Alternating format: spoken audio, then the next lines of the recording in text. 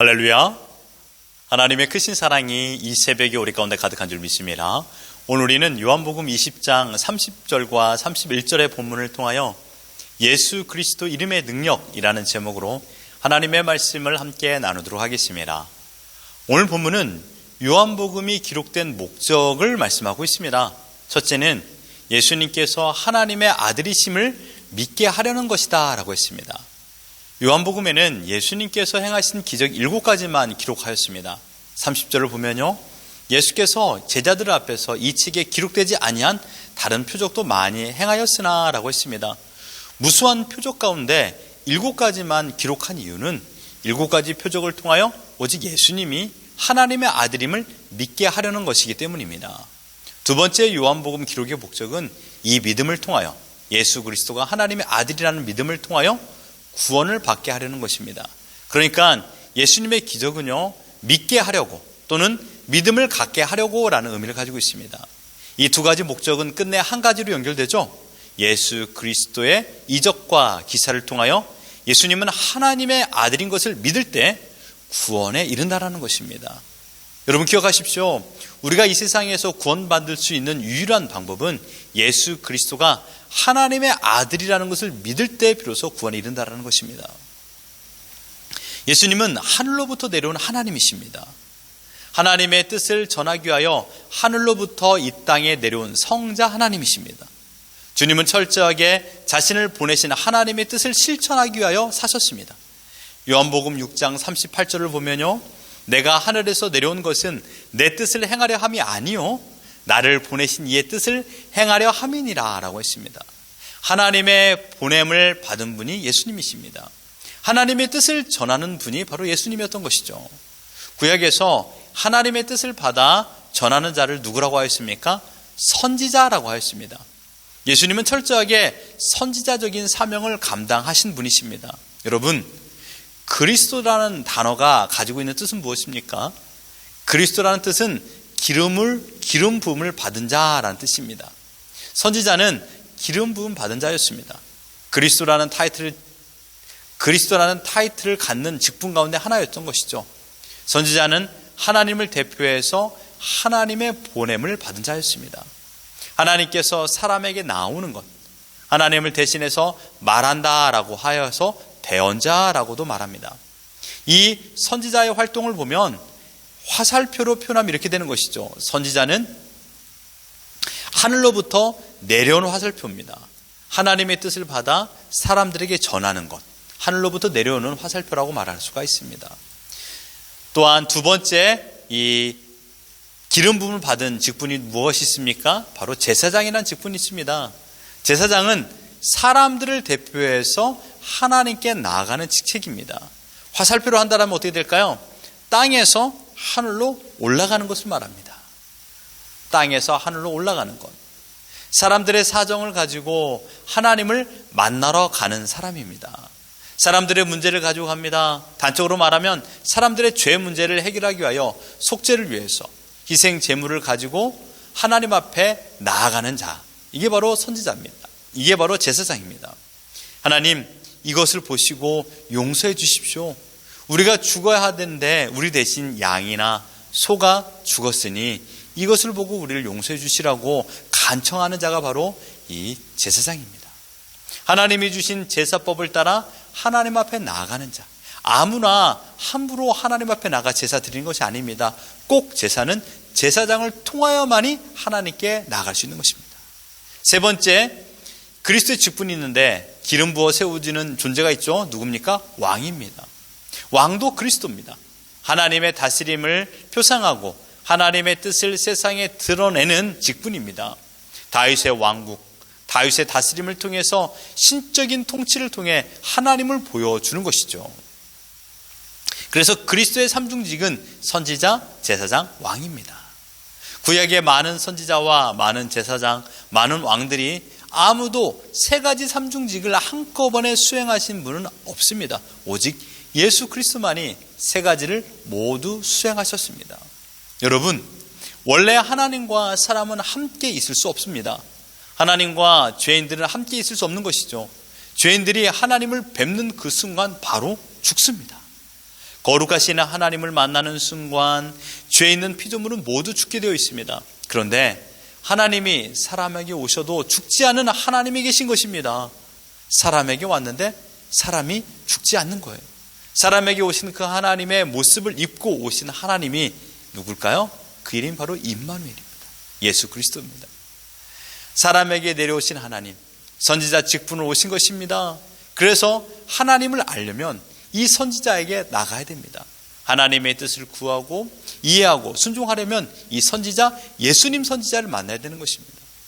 우리가 어떻게 거룩하게 되고 우리가 땅에서 살아가는 데 있어서 어떻게 하나님을 알 수 있을까요? 바로 예수님 선지자에 나가야만이 하나님의 뜻을 바로 알아 이 땅에 살아가는 것입니다. 마가복음 9장 7절에 이렇게 말씀하십니다. 너희는 그의 말을 들으라. 예수님 선지자에게 나아가야 하나님의 뜻을 알고 하나님께서 원하신 삶을 살아갈 수 있다는 것입니다. 또한 예수님 그리스도는 제사장 그리스도이십니다. 제사장은 제단 앞에서 희생 제물을 잡고 대하의 양의 피를 받아서 성소로 들어갑니다.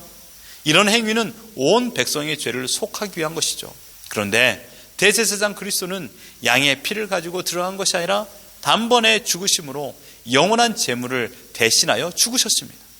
영원한 어린 양으로 자신을 제물로 드린 것이죠.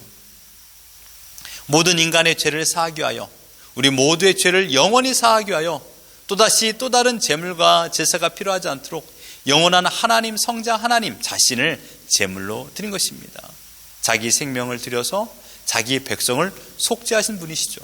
신비하고 납득하기 어려운 제사, 곧 구속, 죄사함을 허락하신 것입니다. 오늘 속죄의 은혜, 구속의 은혜가 필요한 이들마다 이 제사장께 나아가야 됩니다. 오직 이 제사장 그리스도만이 진정한 죄사함, 구속을 베푸시는 제사장 그리스도라는 것입니다. 교회가 한동안 왕이신 예수님 그리스도의 다스림을 멀리하였습니다. 예수님 그리스도 대신 사람이 세운 왕들 위에 군림하는 법황, 곧 교황을 인간이 만들었습니다. 수백 년 이상 세월 동안 교황으로 하여금 하나님을 대신하게 하였죠. 이 교황을 섬기는 것이 하나님을 섬기는 것으로 가르쳤습니다. 하나님 대신 교황이 예배를 받고 교황의 말씀을 받고 교황을 경배하고 찬양했습니다. 그의 손에 사람을 살리고 죽이고 붙잡고 풀어주는 권세가 있는 것으로 여겼습니다. 교황이 하나님 나라를 선포했습니다. 모두가 인간 왕 교황에게 순종했습니다. 전부 그의 다스림 앞에 엎드렸죠. 그의 입으로 하나님의 계획과 경륜을 선포했습니다. 자기가 신령한 하나님이라고 대신했습니다. 하나님의 법을 자기가 정하고 가르쳤습니다. 교황도 사람이고 죄인인데 하나님을 대신했다니 말도 안 되는 일들이 펼쳐진 것입니다. 심지어 죄를 면제해주고 천국에 들어갈 수 있다라고 말하면 그 사람은 천국에 가는 것으로 믿었습니다. 용서도 화해도 자유도 죽임도 교회 우두머리 교황이 주는 것으로 여겼습니다. 수백 년 동안 거의 1000년 동안 한 교황이 죽고 또 다른 왕이 되어 계속 하나님이 바뀌는 일들이 펼쳐진 것입니다. 그래도 교황과 교회 지도자 앞에 순종해야 되는 줄 알고 그렇게 사람들은 믿었습니다. 이 엉뚱하고도 체계적인 억지 주장이 권력과 결탁하니 새로운 종교가 되어버린 것입니다. 인간이 신이 되는 어처구니 없는 현실을 인정하게 되어버렸습니다. 하나님께서는 잘못된 인간 통치 질서를 바꾸셨습니다. 성경을 통해 진정한 왕이 누구인가를 가르쳐 주셨습니다. 우리에게 진정한 왕은 교황이 아니라 예수 그리스도인 줄 믿습니다. 그래서 오직 예수 그리스도만이 인간에게 소망이 되는 것입니다. 예수 그리스도만이 하늘의 진리를 전해주는 생명의 선지자요, 우리의 죄를 대신하여서 하나님 앞에 설 수 있도록 우리를 이끄시는 유일한 대제사장이요, 하나님의 영광된 통치를 이 땅에 보여주시는 유일한 왕이 되신 것입니다. 영광 가운데 하나님 보좌 우편에서 온 땅을 다스리시며 모든 이름 위에 뛰어난 이름으로 존재하시는 분이 그리스도 예수이십니다. 우리는 다시금 이 하나님의 말씀으로 돌아가야 됩니다. 말씀이 나를 변화시켜 주님을 닮아갈 때까지 우리는 매일마다 개혁해야 됩니다. 주님의 십자가는 나를 사랑하며 나를 위하여 나를 영원히 살리기 위한 유일한 생명이십니다. 그 주님께서 십자가에 달려 죽으셨고요, 그것으로 끝이 아니죠. 예수님의 부활은 하나님이 하나님됨을 알게 하는 거룩한 방법이 되는 것입니다. 예수님의 죽고 예수님의 부활은 즉 우리를 살리는 유일한 방법이 되는 것입니다. 성경은 이 사실을 기록하여 예수 그리스도가 우리의 구원자인 것을 알게 하게 해주셨습니다. 이 예수 그리스도의 이름의 능력으로 말미암아 우리는 구원에 이르게 되는 것입니다. 여러분, 믿음은 타협이 없습니다. 순간의 감정에 만족이 아니라는 것입니다. 영원한 생명을 위하여 순간의 감정을 버려야 됩니다. 주님은 끝까지 우리를 사랑하여 주셔서 십자가에서 하나님의 뜻대로 순종하여 순간의 고통을 이겨내셨고, 그로 인하여서 하나님을 아버지로 부를 수 있는 유일한 특권을 우리에게 부여하여 주셨습니다. 예수님을 바로할 때 예수님을 찬양하게 됩니다. 예수님을 바로할 때 예수님을 사랑하게 됩니다. 예수 그리스도 그 이름의 능력을 믿으십시오. 오늘 이 새벽에 성령님께서 우리에게 예수님의 말씀이 생각나게 하며 깨닫게 하며 믿어지게 하는 은혜를 주실 줄 믿습니다. 기도할 때 확신으로 여러분의 심령에 새겨질 줄 믿습니다.